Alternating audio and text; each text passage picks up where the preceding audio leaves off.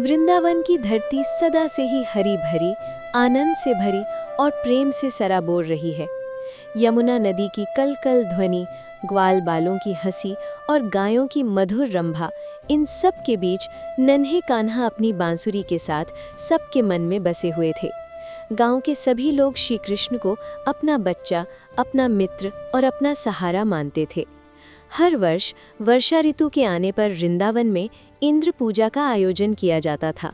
गांव के बड़े बुजुर्ग मानते थे कि वर्षा के देवता इंद्र प्रसन्न होंगे तो अच्छी बारिश होगी, खेतों में फसल लहलहाएगी और जीवन सुखमय रहेगा।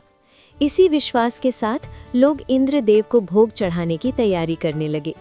एक दिन नन्हे कृष्ण ने देखा कि नंद बाबा, यशोदा मैया और सारे ग्वालबाल पूजा की तैयारी में व्यस्त हैं। कान्हा ने अपनी भोली मुस्कान के साथ नंद बाबा से पूछा, बाबा, हम ये पूजा क्यों कर रहे हैं? नंद बाबा ने स्नेह से कहा, कान्हा, हम इंद्रदेव की पूजा कर रहे हैं। वही हमें वर्षा देते हैं, जिससे हमारी फसल और गायें सुरक्षित रहती हैं। कृष्ण कुछ क्षण सोच में पड़ गए, फिर मुस्कुराते हुए बोले, बाबा, हम जिस धरती पर रहते हैं, जिन गायों का दूध पीते हैं, जिन पहाड़ों से लकड़ी और घास मिलती है, क्या वे सब हमें जीवन नहीं देते? फिर हम उनकी पूजा क्यों न करें? कृष्ण की बात सुनकर सभी लोग चकित रह गए। नन्हे बालक की बात में गहरी समझ और सच्चाई छुपी थी। धीरे धीरे कृष्ण ने सबको समझाया कि कर्म सबसे बड़ा धर्म है और प्रकृति ही सच्चा सहारा है। इंद्रदेव भी तभी प्रसन्न होते हैं जब हम अपने कर्तव्य सही ढंग से निभाते हैं। नंद बाबा और गांव के सभी लोग कृष्ण की बातों से सहमत हो गए। इस बार उन्होंने गोवर्धन पर्वत और प्रकृति की पूजा करने का निश्चय किया। खूब अन्न पकाया गया, गायों को सजारा गया और गोवर्धन पर्वत की परिक्रमा की गई। उधर स्वर्गलोक में इंद्रदेव ये देखकर क्रोधित हो उठे कि उनकी पूजा नहीं हुई। उन्हें लगा कि एक छोटा सा बालक लोगों को उनके विरुद्ध भड़का रहा है। क्रोध में आकर इंद्रदेव ने मेघों को आदेश दिया, वृंदावन पर भयंकर वर्षा बरसाओ। देखते ही देखते काले बादल छा गए, तेज हवा चलने लगी, मूसलाधार बारिश शुरू हो गई। यमुना उफान पर आ गई, घर गिरने लगे, गायें डर से इधर उधर भागने लगीं। पूरे वृंदावन में हाहाकार मच गया। डरे हुए लोग नन्हे कृष्ण के पास पहुंचे। कान्हा, अब हमें बचाओ। उनकी आंखों में भय और आशा दोनों थे। कृष्ण ने सबको शांत किया और मुस्कुराकर कहा, डरो मत, मैं हूं ना। इतना कहकर नन्हे कृष्ण ने अपनी बाईं हाथ की छोटी सी उंगली पर गोवर्धन पर्वत उठा लिया, जैसे वो कोई खिलौना हो।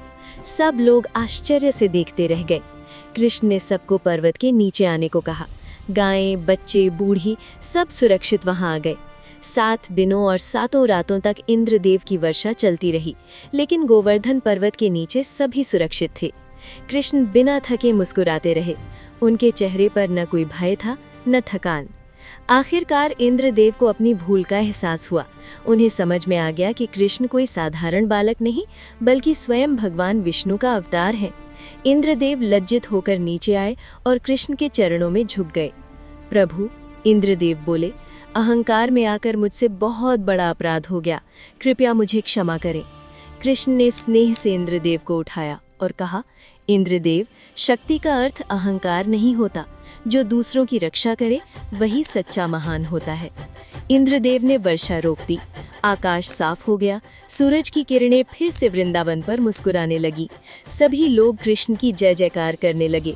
यशोदा मैया ने कान्हा को गले लगा लिया और नंद बाबा की आंखों में गर्व के आंसू थे। उस दिन वृंदावन ने एक महान शिक्षा सीखी, प्रकृति का सम्मान, कर्म में विश्वास और अहंकार का त्याग ही सच्चा धर्म है।